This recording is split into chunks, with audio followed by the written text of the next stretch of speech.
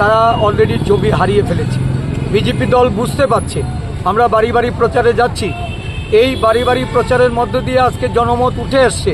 শাসক দলের প্রতি আস্থা হারিয়ে আগামী দিনগুলিতে এই রাজ্যে শাসক দলের যে আতঙ্ক, এই আতঙ্কের পরিপ্রেক্ষিতেই বিরোধী দলকে কিভাবে দাবিয়ে রাখা যায়, তাদের কর্মসূচি বানচাল করে দিয়ে জনগণকে ভয়ভীতির মধ্যে তাদেরকে ঠেলে দিয়ে যাতে দলীয় কর্মসূচি বাধাপ্রাপ্ত হয়, সেই লক্ষ্যেই তারা এটা করছে।